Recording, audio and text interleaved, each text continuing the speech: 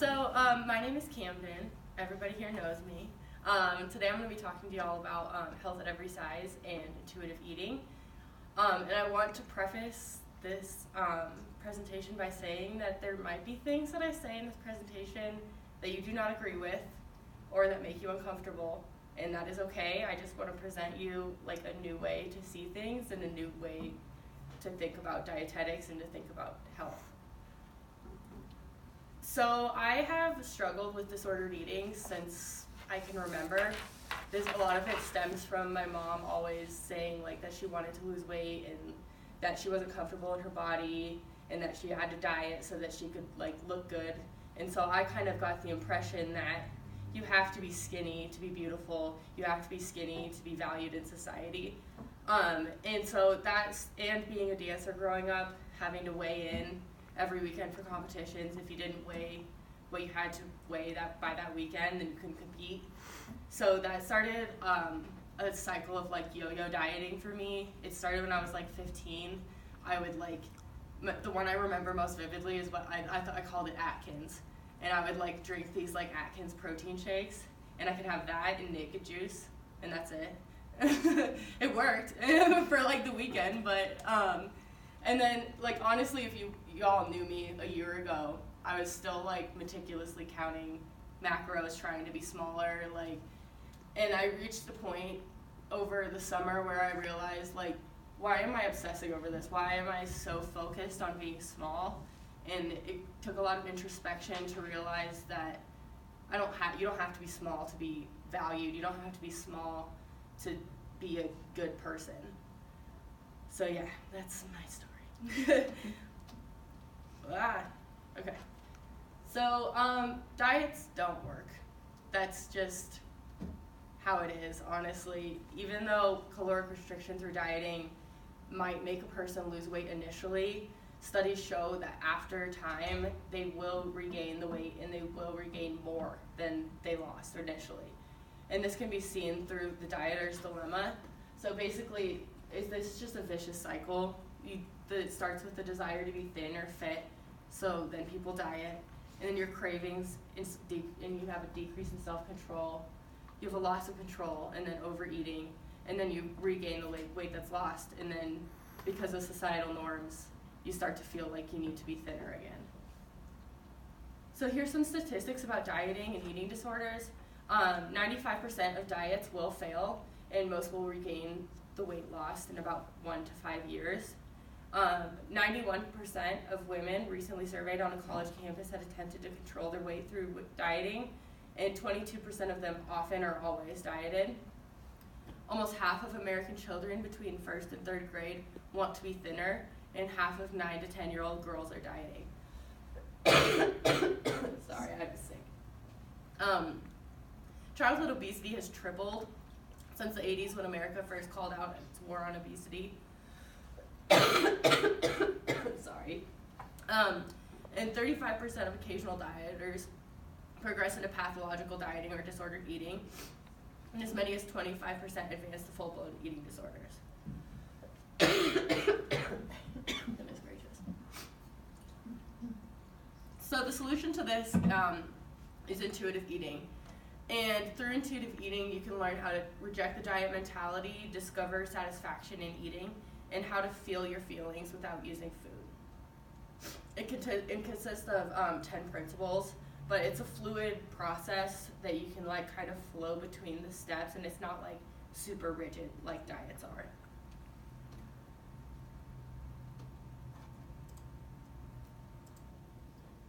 So the first principle of intuitive eating is rejecting the diet mentality. So you need to throw out any diet books, magazines, anything that offers you the false hope of losing weight quickly, easily, and permanently. And you should get angry. The diet industry for your whole life has been telling you lies, saying that you're a failure every time that your weight loss attempts don't work and you gain the weight back. So how to reject the diet mentality? The first step is recognizing and acknowledging the damaging that dieting does. Biologically, chronic dieting teaches the body to retain more fat when you start eating again. And while dieting, the body makes double the enzymes that make and store fat in the body. Chronic dieting also slows the rate of weight loss with each attempt, so you're always kind of chasing after that first time that you lost weight. Your metabolism will decrease, and you'll have increases in binges and cravings. Psychologically, chronic dieting is linked to eating disorders, feelings of failure, lowered self-esteem, and social anxiety. Dieting gradually erodes self-confidence and self-trust in yourself and your relationship with food. Many people in a larger body feel as though they have some sort of fundamental character deficit, which isn't true. The second step is being aware of diet mentality, traits, and thinking. Honestly, you just need to forget about willpower. Like, think of it like this. Would a doctor tell a patient to will their blood pressure to a normal level? You wouldn't. Honestly, you have as much to do with your set point body weight as you have to do with your shoe size. That's what the research has been showing. And you need to forget about failure, because you can't fail at intuitive eating. It's just a process, and it's not something that you can fail like a diet. Getting rid of dieters' tools is the next step. The scale doesn't define who you are, and what you weigh does not make you inherently good or bad. Just throw out the scale. It's so damaging to your mental state, and it's like think about how many people you've heard say that they lost 10 pounds in a week. Did they lose 10 pounds of fat? No. It was mostly water weight from muscle catabolism. So, I mean, it can be a tool for some people, but I honestly don't think it's worth it. And the last step is being compassionate towards yourself. The pursuit of dieting serves a purpose by providing a set of myths to believe about the rewards of thinness, offering rituals to organize the daily lives of women, and creating a bond and community for women. Dieting is a huge form of oppression towards women. It really, really started in the 1950s-ish to kind of get women to sorry. I have a cough drop. Do you want one? That would be amazing. It was trying to get women to bond together and make it so that they weren't eating enough, so that they weren't able to succeed as much, if that makes sense. Thank you so much. The second principle is honoring your hunger. So this is done by keeping your body fed biologically with enough energy and carbohydrate. Otherwise, you can trigger a primal drive to overeat. Learning this principle sets the stage for rebuilding trust with yourself and food. And honoring your biological hunger, you have to start to listen for it. Each time you eat, ask yourself, am I hungry? What is my hunger level? Any of the combination of the following are hunger sensations: mild gurgling of the stomach, growling noises, lightheadedness, difficulty concentrating, uncomfortable stomach pain, irritability, feeling faint, and headaches. And this is a scale that you can use. It's used in another principle later as well. And it basically just helps you learn how to realize that you're hungry biologically.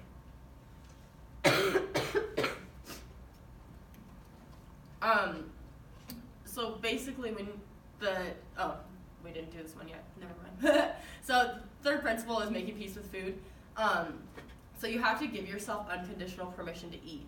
You have to throw out any preconceived notion that certain foods are good while others are bad, and eat what you really want to. You have to eat what's satisfying to you, otherwise you're just gonna eat a bunch of other crap and not be satisfied, and you're gonna end up eating more than you would have if you would have just eaten what you wanted to eat. So 5 steps to making peace with food. So you can make a list of all the foods that are appealing to you, and then put a check next to the ones you actually eat and circle the ones that you've been restricting, and give yourself permission to eat one of the restricted food from your list and buy it. And then check in with yourself when you eat it and see if it actually tastes good, and if you like it, then give yourself permission to keep eating it. And you have to go down the list and like keep doing that with all the foods that you've been restricting. And if it's something, because you might find that you've been fantasizing about this food and then you don't even like it.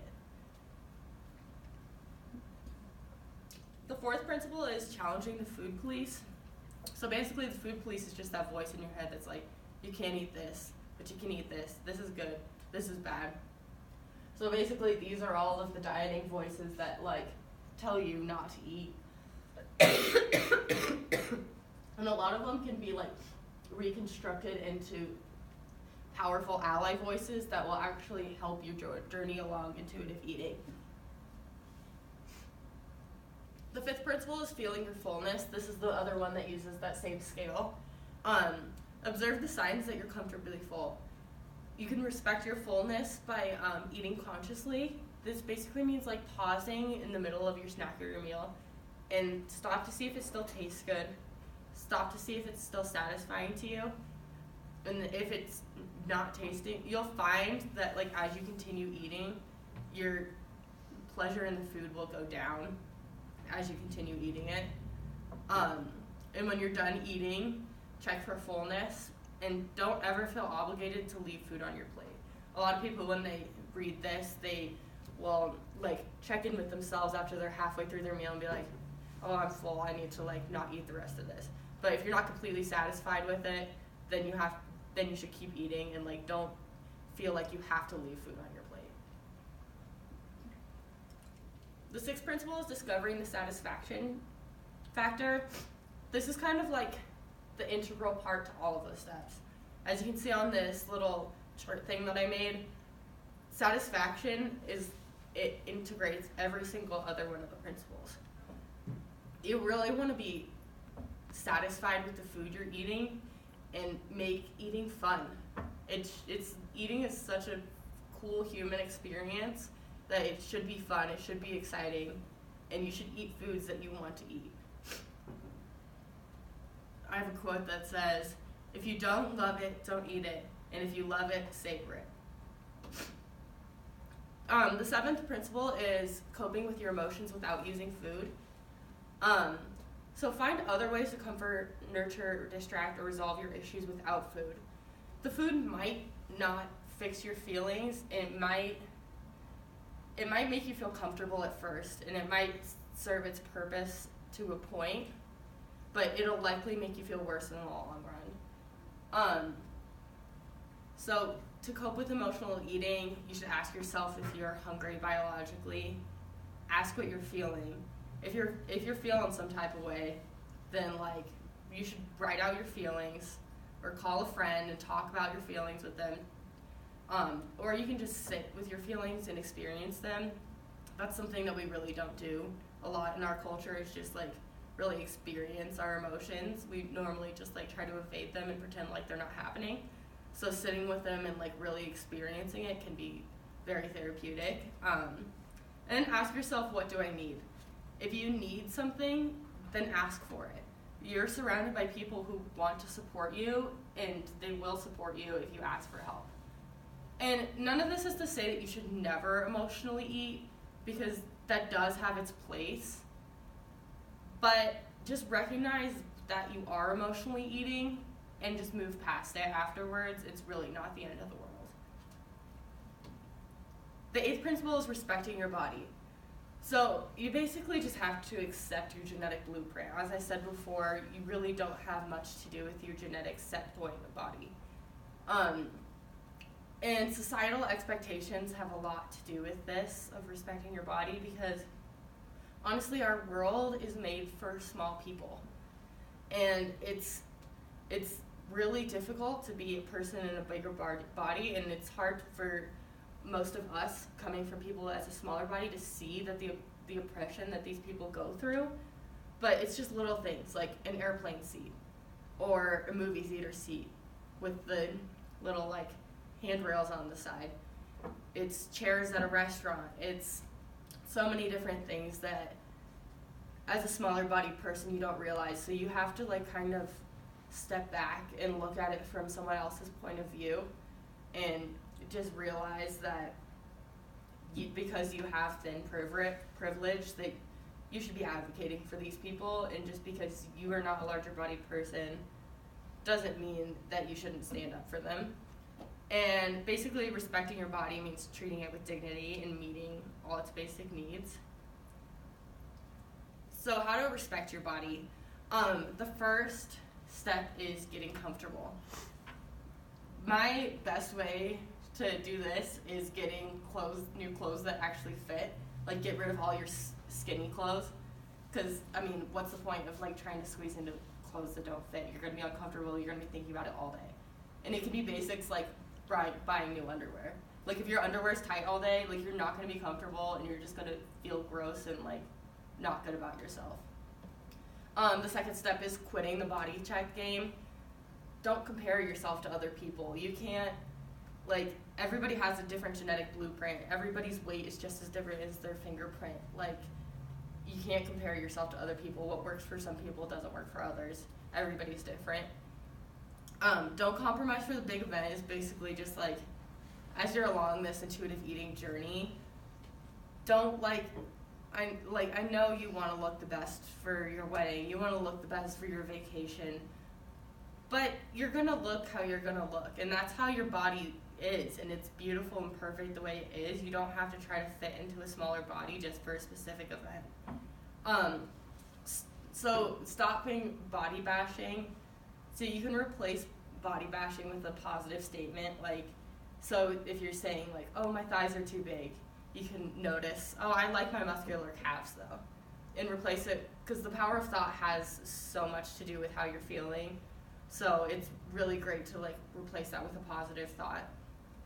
Respect body diversity. As I said, obesity is still a place where overt prejudice exists, such as weight bias at doctors. I have a slide that's got a bunch of research studies that has shown the prejudice that overweight and obese people get from medical doctors. And part of the reason that the obesity epidemic is so bad, it's not because of people's weight.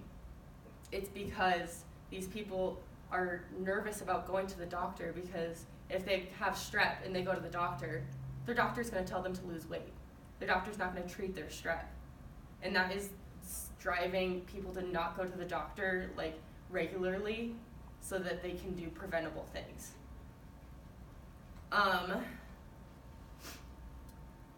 And I just wanted to note that people in bigger bodies are not any less intelligent, capable, well-adjusted, or more gluttonous than thin people.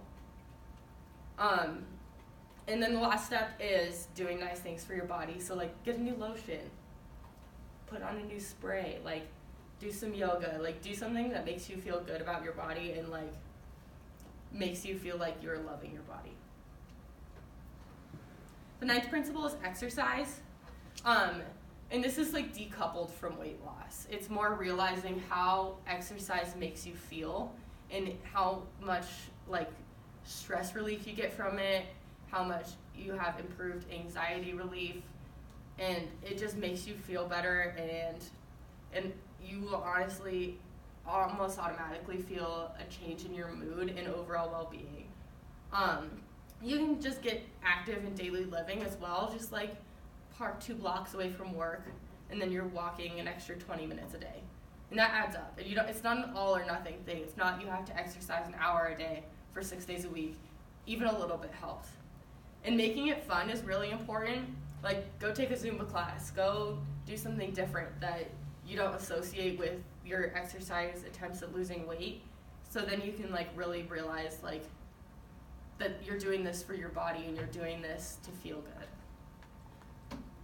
The 10th principle is honoring your health with gentle nutrition. And this is the last step for a reason.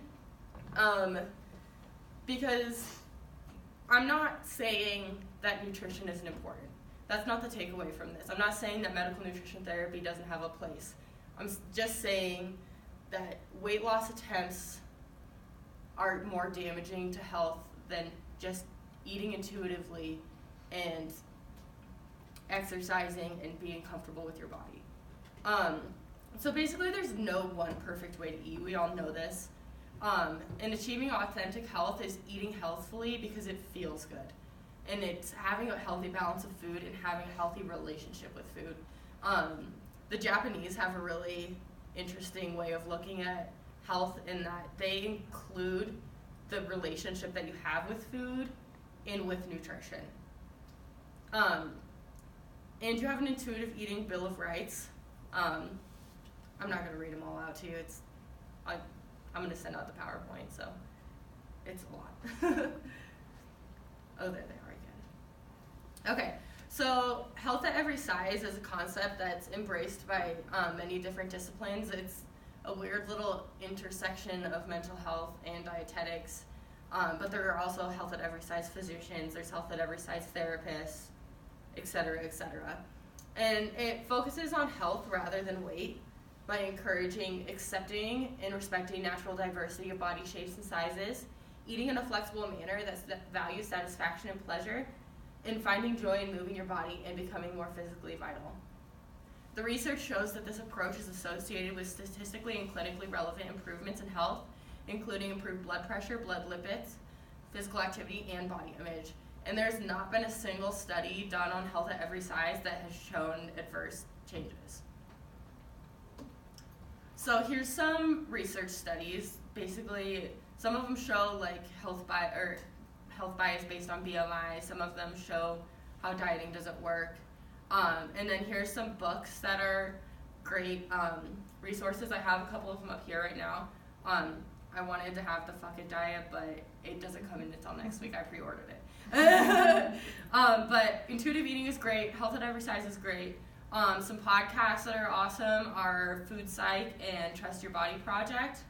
And if you are ever feeling like you are really struggling with disordered eating and that it's a really fine line between disordered eating and having a full-blown eating disorder, on the handout that I've provided, I have an eating disorder call line that you can call at any time if you ever feel like you're needing help with eating habits or body image or anything like that. All right, any questions? I guess it's not so much a question, just I do wish that we learned more about this in our classes, just because I feel like, especially going through our major, I feel like disordered eating is very common because you learn about, like, you're constantly looking at health problems with people who are overweight and like things you need to eat to be healthy and not be healthy and whatever. And so honestly, I really like this and I wish we learned more about it because I feel like at least people in our major might be a little healthier when it comes to eating. There should be a whole borderline orthorexic. Yeah.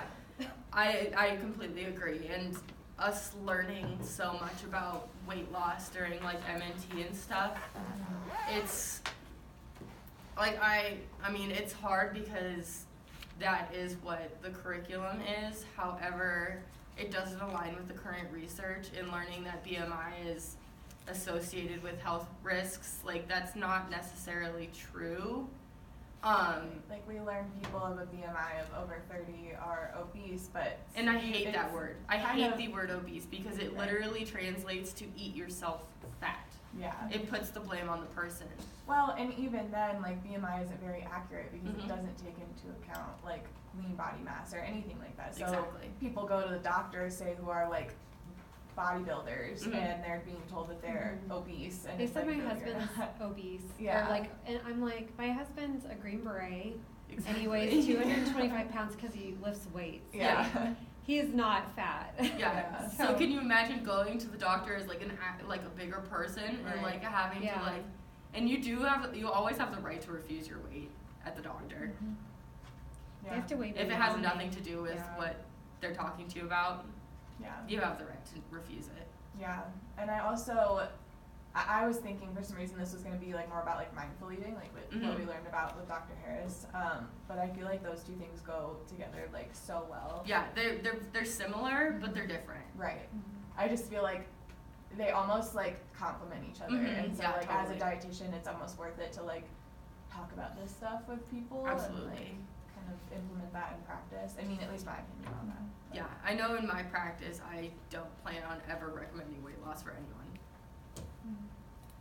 I think you made a good point though, like everyone has a set point. Exactly. And it's based on your genes. And just, I mean, you can diet until you're like blue in the face and lose 15 pounds, but your body's gonna respond like the way that it's metabolically predisposed to respond. Yeah. And like to a certain point. evolutionarily Yeah. predisposed. Like people made it through famines because they had extra body weight. Like your Exactly. body is meant to, when you're dieting, your body like thinks you're starving and thinks you're gonna die. So like, yeah, I agree. So, and when you did some of your research, this was interesting because Fancy, I wish I would have gone to one of the sessions where there was this like big debate they had. Who was there at Fancy? Wasn't it someone else? Carly? Morgan. Morgan. Morgan was there. Oh, Morgan. She's went. not here. Did you go too? I didn't Oh, go. okay. Yeah. Well, they had this session. I wish I could go back and look and see what the session was. I know they have these recorded. And if you attend, you can maybe I can access PowerPoints and share. But they had this debate between. I think I don't know if it was mindful or intuitive eating. And to be honest, it's been a while since I've looked at these, so I'm not even clear on the exact differences. But there was definitely this camp of like this more holistic view versus a more traditional counseling view. And they were going at it, and they were sharing, and like some people were providing like, this has this outcome, and this, And that's why I preface it by saying you might disagree. Well, but what I was going to ask you though is like with the long-term research with some of this, which I haven't looked at, with putting this together, did you come across some things where it's debatable in approach in terms of like your style in counseling, or do you feel like what you saw with research was like, whoa, this is really heavily favoring? I mean, or do we not know? I mean, is the long-term research not there? Because short-term is, it's always flawed in terms of like, you want to know like what happens 5, 10 years or something, right? So most weight loss clinical studies show weight loss, yes, but they're all very short-term. And all of the longer-term research does show that it's like 95% of people gain the weight back. So I mean, from a traditional kind of. Yeah, from like a weight loss, any sort of weight loss study. And if you look at those too, like the retention rates of people coming back, because if people gain the weight back, they're not going to come back to the study because they're going to feel guilty that they gained weight back, like for extra follow-up and stuff. So like those results are also skewed because of that. So. Yeah, that's super interesting. I mean, because like, how does this play into what you hope is a long-term shift? And exactly. I think there's some you made some really great points with like when you look at like the French way of living and eating, and how we always talk about fuel, but they talk about pleasure. Enjoy. That's a really hard one to crack. I know, like with my experiences with working at the Health Learning Center, when we would talk to some people, they had a favorite food, but they were scared of it sometimes. They were scared to go. Exactly. I actually gave people homework as I have to go home and eat your in a small amount and sit with it, but they were scared to do that. Exactly. They were like, you're crazy. You can't make me do. Tell me to do that. I'm like, no, just try to approach it. So it's there's some really good points to walk away from, but then how do you escape the culture, the environment, the pressure? That's the thing. It's I had on my handout. I didn't put this one in the slides, but 3% of the overall U.S. economy is made up by the obesity industry, like weight loss type of stuff, and it will likely top $315 billion this year. Yeah, wow. So there's huge companies that are just pushing all of this agenda of like, you need to be small, and like, they just like push that you need to like diet, like to be a good person. Well, I also like that you focus in here on things that you're saying. Try to avoid these short-term, more vain, possibly like goals, right? Like exactly. the wedding. Sometimes you think like, oh, how bad could that be? If you're getting ready for a big event, you want to look good. Maybe that's good in the long run, but it's a short-term, probably not going to get you, versus finding those things that you love to do. Exactly. Back to your point with coping, like you talked about coping. It's like if you're not coping with food and you're doing something that gives you pleasure, maybe that something is like a physical activity. You get double dipping in some ways. Exactly. But if you're eating foods that satisfy you too, you're probably not going to eat as much. You're not going to be like looking for like empty foods to like fill you up, even though you really wanted that cookie, so you ate like 5 cucumbers, and like you're just going to keep eating until you eventually give in and eat the cookie. So I thought you brought up a really good point too, because I don't think people, especially in America, we don't let our emotions sit and simmer for a little while, and we just like move on to the like what's next. Put a Band-Aid on it. Yeah. Quick fix. And I was craving like a donut or something one day, and I went and I got a donut. I was like, okay, I'm just gonna have one, and it didn't even taste good. Right. So I mean, and that's the thing, like, if you're craving that and then you take a bite, you're like, it wasn't. I don't want it. It's not that good. Like, yeah, it was but weird. Because then if you're restricting a donut, you're gonna eat the whole damn donut. Like, even if it's not exactly, good. Exactly. Even if it's not good. I was talking to, she's a private practice dietitian here, Charlene Wong. You probably have heard of her. But we were talking about mindful eating and intuitive eating and things like that, and that's like really her focus about like more holistic approach to nutrition. And if you ever get a chance, she's my mom's neighbor. Okay. So I get to talk to her sometimes, but she's just really like against kind of what she learned in school. That's basically. Exactly where I'm at. And It's hard. you'd probably get a really, you should email her and maybe set up a time to go talk with her. That would be awesome.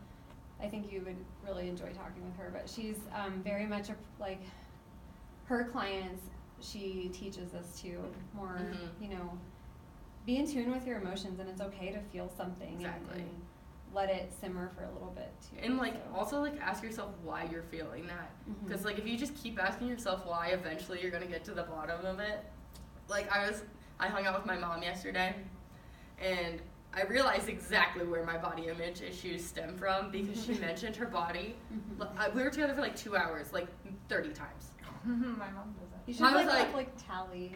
Literally, and then she told me that when she went to the doctor when she was pregnant with my sister, they told her that to lose weight.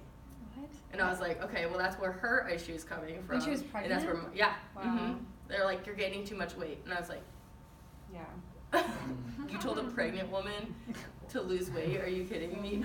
That's messed up. I don't step on the scale right now because I'm pregnant and I don't want to. It doesn't matter. You're like, you're growing a child. Like, I can't even remember the last time I stepped on the scale. Like, it's just so like I feel like weight is just so inaccurate because like we talked about, like the lean body mass thing too plays a huge role in it. Like I think it's how you feel.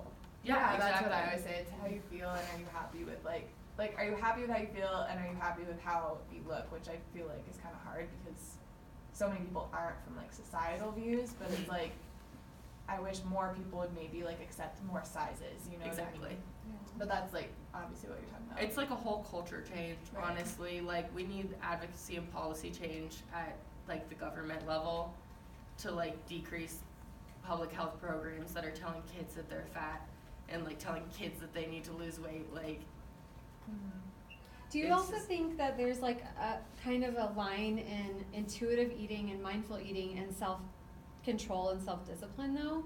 Like, do you think that there's like you should, like I think that you really should feel your emotion, and if you want something then you should have it. Otherwise, like you said, you're not going to be satisfied with the 5 cucumbers when you really wanted just like one bite of cookie.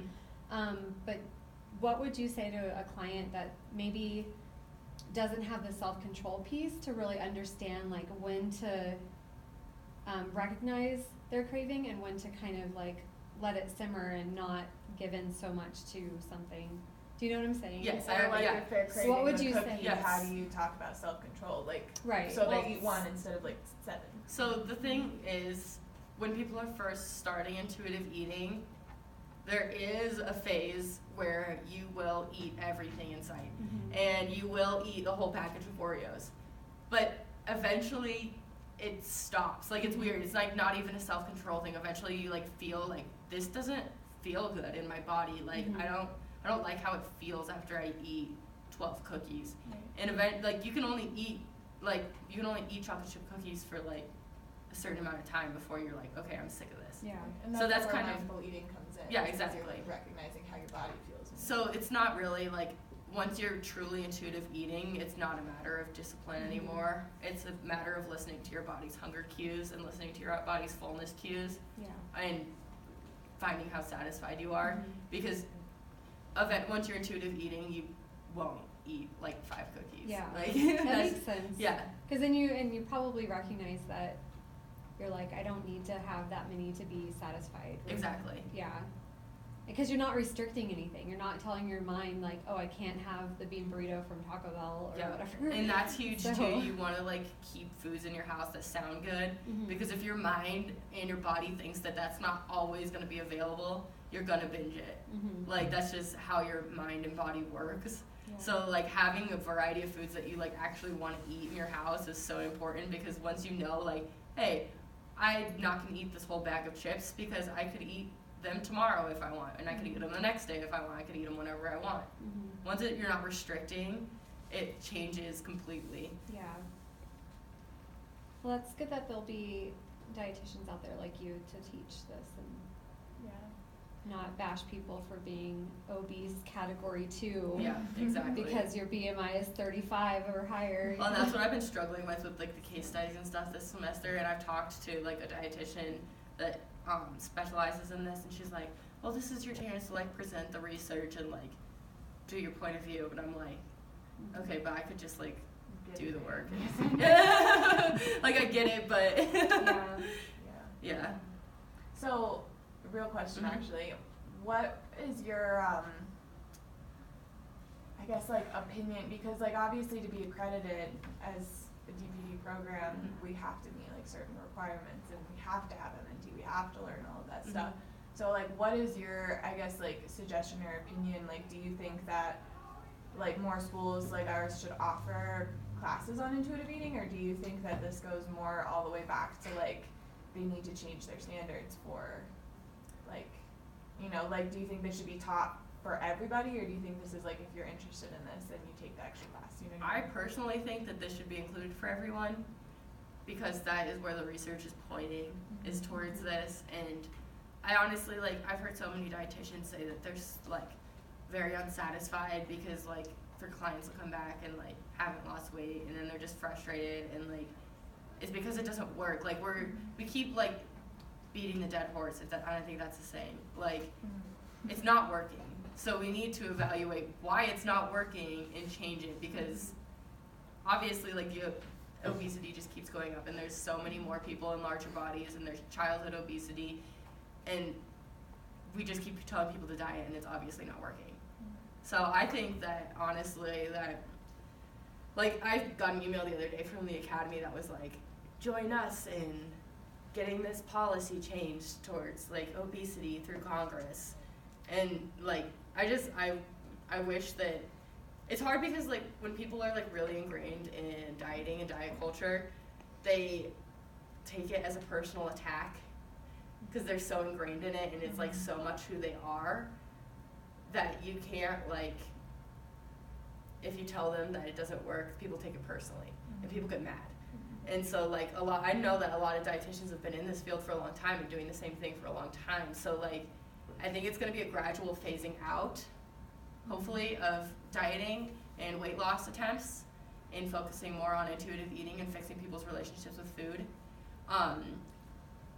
It's like it's a generational thing, I think, and I think it's going to progress to that eventually, but I don't think as of right now it will change. I wish it would, but Well, I think as more comes, because obviously we're moving towards like nutrigenomics as well, and I think as more of that kind of comes out, a lot of this will change as well, because not a lot of people know about set point theory and things like that. So I think as more of that information becomes more public and more people know, then I think this will come up with that as well. Right, exactly. So people will be like, okay, well, I can't necessarily change my set point, so how can I be happier about what How I'm I eating and look. how I look? And like it's a lot of digging deeper into, why do I feel bad about how I look? Why am I not comfortable at this weight? Yeah. I was just gonna also ask too if you had come across anything too with like this. Does seem like it is still heavily focused on kind of your interpretation as an eater, you know, as kind of just like your relationship to the world around you. But one of the things that I think is a really powerful piece that, I'm not saying this is missing it, maybe it's kind of embedded here in some of the discussion points, but it's, you know, when you as an RD are working with somebody, whatever those goals might be in a different way, you know, maybe not saying, okay, weight loss is not your goal, but it could be other goals. you're creating a new environment for that person.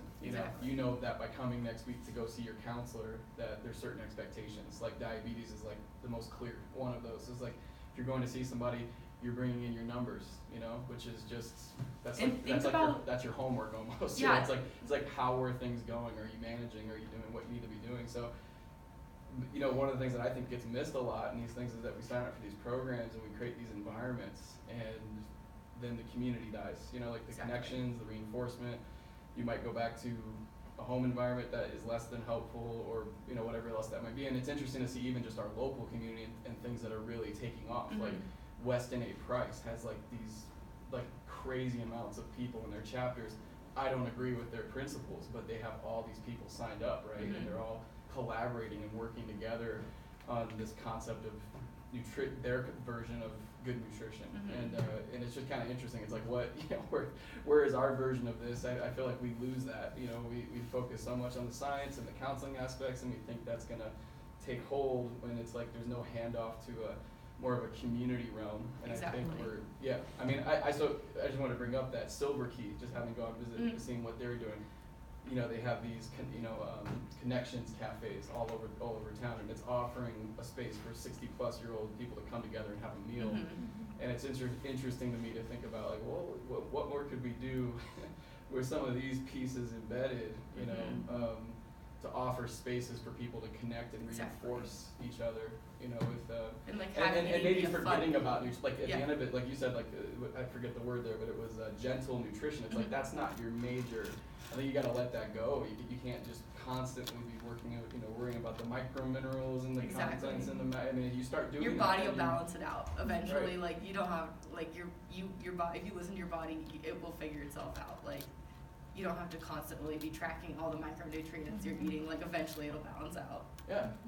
And back to what you said about going back to counseling and stuff. Think about the shame that people would feel like going back to the doctor and not losing weight. They're not going to go back because they're going to feel so shameful and feel like it's their fault, even though it's the diet's fault. It's not their fault that the diet didn't work. It's the diet's fault that it didn't work. Good point. And it's society's fault for telling them that they have to go on a diet. Right. Yeah. Those are all good points. I have a question for you. Go for it. I was a competitive dancer as well, so it is very much a part of the culture to be thinking about weight, and you get measured for costumes and are standing in front of a whole class doing that.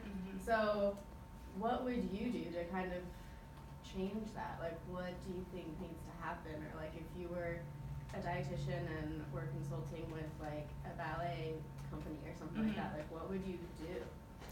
I'm in a dance class this semester, and my teacher said that they're getting more diverse with bodies, but I haven't really seen that. Especially if you look at professional dance teams, like the Broncos and stuff, they're all skinny as hell. There's no body diversity. If I was working with a dance company, I would probably teach them intuitive eating and tell them if you gain weight, that's where your body's supposed to be. And that doesn't make you any less of a dancer, any less of a good dancer. And I really want to convey that to women and young girls, is that you don't have to be small to do the things you want to do.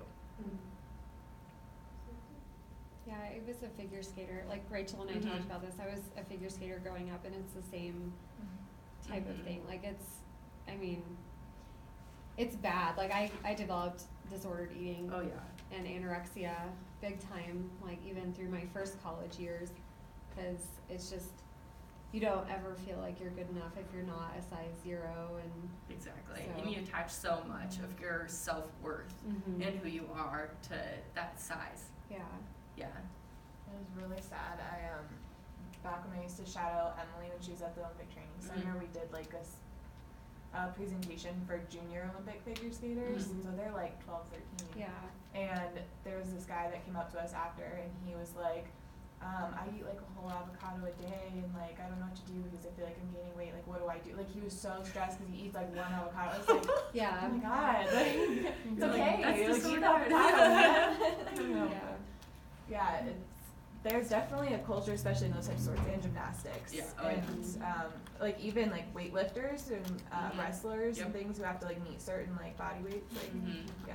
It's Well, and huge. I was before ephedra was illegal in the U.S. I started taking that when I was a sophomore in high school without my mom knowing, Wow. and I got down to like 97 pounds, and I was the same height. It was Oh my horrible. God. Like, I mean, kids are exposed to that stuff. I feel like you should do a sport like that, like, or be a dietitian for a sport like that, because Right. you are a dancer, and like, you'd be amazing at that Yeah. to help like switch the mindset, basically.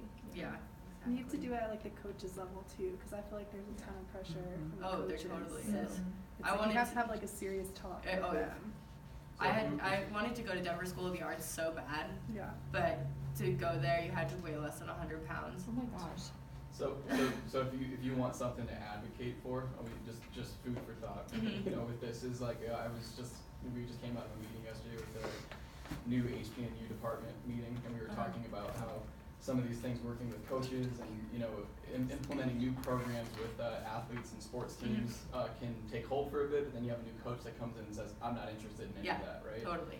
So if you really want to advocate for something, advocate for changing job descriptions, you know? Yeah. You know, when you're hired, you have to follow this, you know, Mhm. series of steps, you Yeah, know? You're not totally. allowed to push people on weight, you know, when it's Mhm. not scientifically valid. So you Exactly. get these old school people who come in and say, I know better than you. Well, guess what? You're not allowed to do that. So I just Yeah. wanted to offer that because it's a parallel to what we're doing on campus with local food for purchasing.